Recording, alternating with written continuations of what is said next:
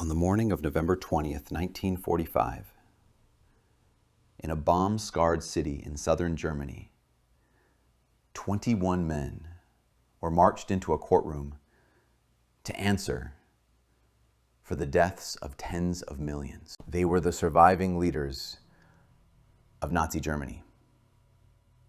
Field marshals, cabinet ministers, the men who had run the police, the propaganda, the armies, and the camps. Adolf Hitler was dead. So was Himmler. So was Goebbels. These were the men who were left to be judged. But the court that judged them faced a problem that had no precedent. There was no settled law under which the leaders of a sovereign nation could be tried for starting a war. So the court was going to have to do something that courts are not supposed to do. It was going to have to decide whether the crime even existed. This is Nuremberg. To understand the trial, you have to understand that in the spring of 1945, the victorious Allies genuinely did not agree on what to do with their surviving Nazi leadership. One option was favored at first by Winston Churchill. Summary execution. Identify the top Nazi leaders, confirm their identity, and shoot them, no trial at all.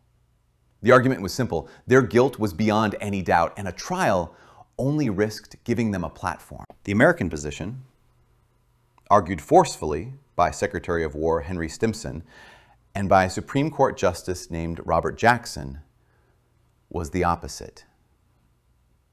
If the Allies simply shot their enemies, they would look like victors taking revenge. But a trial, a real trial, with evidence, with defense counsel, with a written record, would do something revenge could never do. It would prove the case in public forever. We must never forget that the record on which we judge these defendants today is the record on which history will judge us tomorrow. To pass these defendants a poisoned chalice is to put it to our own lips as well. We must summon such detachment and intellectual integrity to our task that this trial will commend itself to posterity as fulfilling humanity's aspirations to do justice. In August 1945, the four major Allied powers, the United States, Britain, the Soviet Union, and France, signed the London Charter. It created the International Military Tribunal. 4 nations, 4 judges, 1 court. And it would sit in the German city of Nuremberg, chosen partly because its palace of justice had survived the bombing, and partly because Nuremberg had been the ceremonial heart of the Nazi Party itself. The London Charter did something legally extraordinary. It defined 3 categories of crime that the tribunal would judge. The first was crimes against peace, the planning and waging of a war of aggression. The second was war crimes, violations of the established laws of war.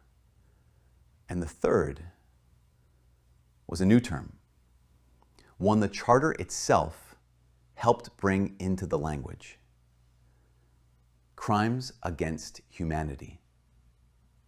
The murder, enslavement, and extermination of civilian populations. And here is where the defense saw its one real opening. 2 Latin phrases sit at the foundation of justice. Nullum crimen sine lege, no crime without a law. And nulla poena sine lege, no punishment without a law. You cannot, the principle holds, punish a person for an act that was not a crime at the time they committed it. When Germany invaded Poland in 1939, there was no clear, enforceable international law that made starting a war a personal crime for which an individual minister could be hanged. The defense would argue again and again that Nuremberg was punishing men under a law written after the fact.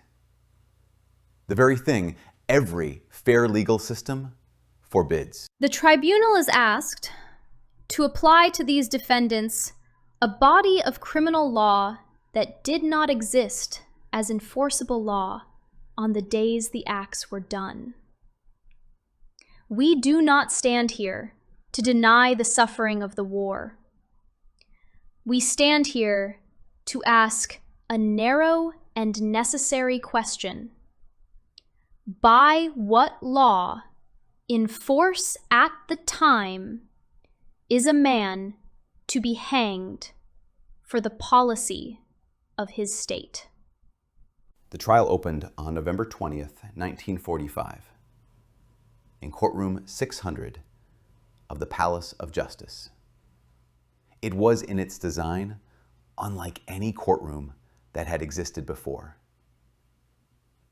4 judges and 4 alternates sat on the bench, one set from each of the 4 powers. To preside, the 4 powers chose the British judge, Lord Justice Sir Geoffrey Lawrence. He was deliberately not a famous man. He was chosen precisely because he was calm, courteous, patient, and almost impossible to provoke. In a trial that the whole world was waiting to call a sham, Lawrence's job was to make it unmistakably a court. The courtroom introduced another invention that had never been used before in a trial of this scale: simultaneous interpretation.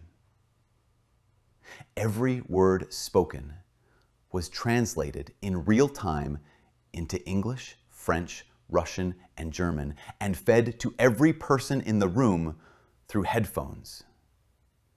Without it, a 4-nation trial would have been physically impossible. In the dock sat 21 defendants. At one end, the most senior surviving Nazi of all, Hermann Goering, former commander of the Luftwaffe, Hitler's named successor. Beside him, Rudolf Hess, once the deputy Führer.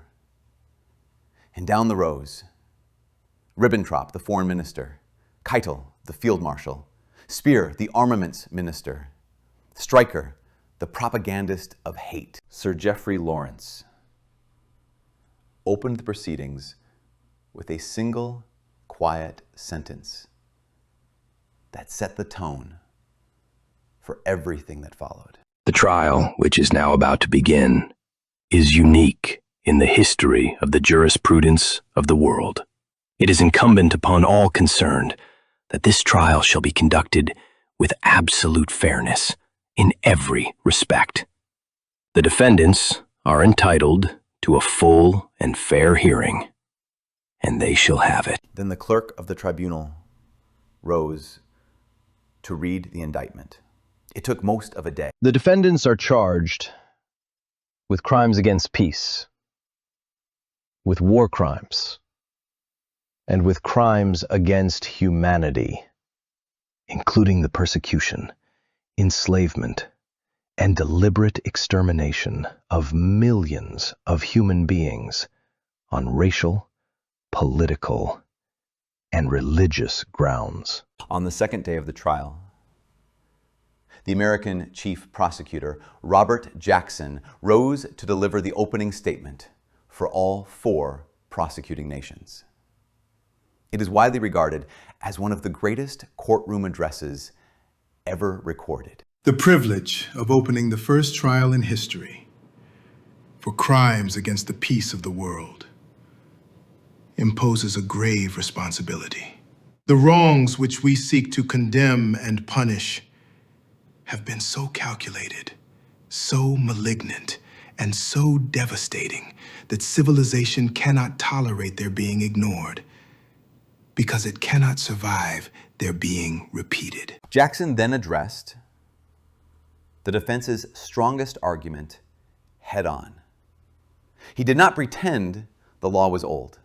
He argued that the law had grown, that a war of aggression had been recognized as an international wrong long before 1939, in treaties that Germany itself had signed. These men are entitled to be heard, but they are not entitled to be heard as a sovereign state is heard. The idea that a state, any more than a corporation, commits its crimes by some mystical process which leaves no man responsible, that idea has been discarded. Crimes are committed by men, and men who commit them must answer for them. And then Jackson turned the prosecution's case toward a strategy of cold and devastating restraint. He told the tribunal that the prosecution would not rest its case mainly on the testimony of survivors, whose memories the defense could attack. It would rest the case on the words of the defendants themselves. We will not ask you to convict these men on the testimony of their foes. There is no count in this indictment that cannot be proved by books and records. The Germans were always meticulous record keepers. We will show you their own reports, their own orders, their own diaries. The catalog of crimes will be proved in the words of the criminals. For weeks, the prosecution did exactly what Jackson promised. It entered into evidence an avalanche of captured German documents, orders, memoranda, meeting minutes, signed and dated in the defendant's own hands. But the moment that broke the courtroom was not a document. On the 29th of November, 1945, the prosecution dimmed the lights and showed a film. It was footage shot by Allied soldiers as they entered the concentration camps. There is a famous record of that screening. The courtroom was rigged with small lights aimed at the dock so that observers could watch the defendants' faces while the film played. Some of the men looked away. Some wept. Some stared. One defendant, the propagandist Hans Fritzsche, later said that no one who saw that film would ever be the same. And then the prosecution called living witnesses who had operated the machinery themselves. One of them was Rudolf Haas, not the defendant Hess in the dock, but Rudolf Haas, the former commandant of the Auschwitz camp. Called by the defense, of all parties, in a doomed attempt to shift blame, Haas instead calmly confirmed the scale of the killing in flat administrative language. Testimony so matter-of-fact that it silenced the room. Against this, the defendants in the dock had essentially one strategy: distance. They had not known. They had only followed orders. They had run one department and not another. The orders had come from Hitler, from Himmler, from men conveniently dead. Every defendant, that is, except one. Hermann Goering did not hide. He had decided from the first day in the dock that he would be the trial's leading man. He had lost weight in prison, sharpened his mind, and he intended to defend not only himself, but the entire record of the Nazi state. When Goering took the stand in March 1946, His own defense counsel, Otto Stammer, led him gently through a long, careful narrative, and Goering used every minute of it. I wish to state quite clearly that I accept my responsibility for having done everything to bring the party to power. As to the charges, the will to wage aggressive war, I deny them. A nation that has been disarmed and dishonored has the right to rearm. What we did was politics, and the victor will always be the judge, and the vanquished, the accused. For 2 days, under his own counsel, Goering largely controlled the room. He was articulate. He was unrepentant. He turned questions into speeches. Observers began to worry that the most senior Nazi alive was winning the contest of the courtroom. And then Robert Jackson rose to cross-examine him. The first day of that cross-examination did not go well for the prosecution. Jackson, trained in American courts, expected short answers. Goering gave him paragraphs. Jackson asked him to confirm a document about clearing the Rhineland of all opposition. Goering lectured him on translation and on German history. At one point, Jackson, visibly frustrated, nearly threw down his headphones. But Jackson adjusted. He stopped fencing over interpretation and went back to the method he had promised in his opening: the documents. He confronted Goering not with questions of opinion, but with specific orders bearing Goering's own signature. This is a document over your signature. It directs the elimination of Jews from the economic life of Germany. Do you deny that you signed it? I do not deny the signature. I would only say that the word has been mistranslated. The witness will answer the question that was asked. Did you sign the document? I signed it. Slowly, document by document, the platform was taken away from him, not by argument, by paper, by the prosecution's quiet insistence that every grand speech be set against a signature in Goering's own hand. Beside Goering sat a very different defendant. Rudolf Hess had flown to Britain in 1941 on a bizarre solo peace mission and spent the war as a prisoner. At Nuremberg, he claimed to have lost his memory entirely. I am not able to remember. My memory is again not at my disposal.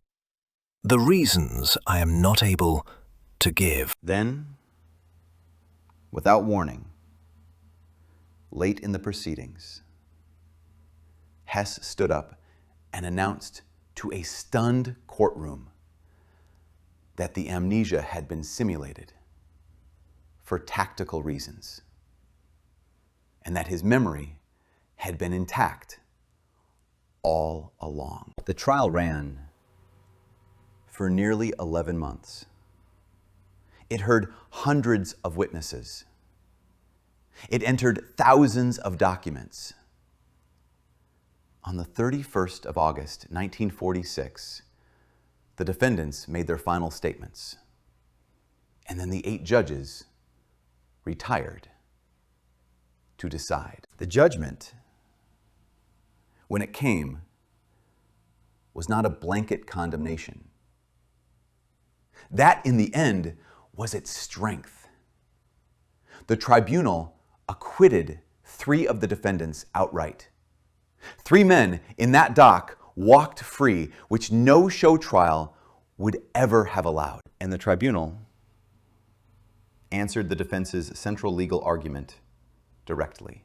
On the claim that aggressive war was not a crime in 1939, the judges held that it had become one through a generation of treaties, and that the defendants had known their conduct was wrong. And on the defense of superior orders, the judgment laid down a principle that still carries the name of the city. The true test is not the existence of the order, but whether moral choice was in fact possible. The fact that a soldier was ordered to kill in violation of the international law of war has never been recognized as a defense to such acts of brutality. On the 1st of October, 1946, the defendants were brought up one at a time, alone, into the courtroom to hear their sentences. Each man stood in a small dock under the eyes of the bench. Defendant Hermann Wilhelm Goering, on the counts of the indictment on which you have been convicted, the International Military Tribunal sentences you to death by hanging. 12 of the defendants were sentenced to death. 3 were sentenced to life imprisonment. 4 received fixed prison terms. And 3 were acquitted. Goering, sentenced to hang, swallowed a hidden capsule of poison in his cell hours before the execution, cheating in his last act the rope he had called a victor's revenge. Nuremberg did not end with the executions. The legal ideas the tribunal had been forced to define did not stay in that one courtroom. In 1946, the new United Nations formally affirmed the principles of the Nuremberg Charter and judgment. Crimes against peace, war crimes, crimes against humanity, and the rule that following orders is not a defense for atrocity. Those principles became the foundation of modern international criminal law. The Genocide Convention, the Geneva Conventions of 1949, the War Crimes Tribunals for the former Yugoslavia and for Rwanda. And finally, in 2002, the Permanent International Criminal Court, a standing court for exactly the crimes Nuremberg had to invent the words for. The criticism never fully went away. Critics still call it victor's justice, and they point out that the Allied bombing of cities and the Soviet invasion of Poland were never placed in any dock. That criticism is fair, and it is part of the record. But the defenders of Nuremberg answer with something the trial built that revenge never could. 42 volumes of evidence, testimony, and proof. A record no one can ever unwrite. Robert Jackson returned to the United States and to his seat on the Supreme Court. He later said that of everything in his long career, the work at Nuremberg was the achievement he valued most. Nuremberg is remembered as the trial of the Nazi leadership, but its deeper achievement was stranger and harder. Faced with crimes so vast that no existing law had imagined them, the court did not shoot the guilty and move on. It chose instead to build the law in public, on the record, and then to be bound by it, even when that meant letting 3 of the accused walk out the door. If you want to come with us to other courtrooms, to the trial of Socrates, to the trial of Joan of Arc, to the night a kidnapper was convicted in the crime of the century. Subscribe to the highest court.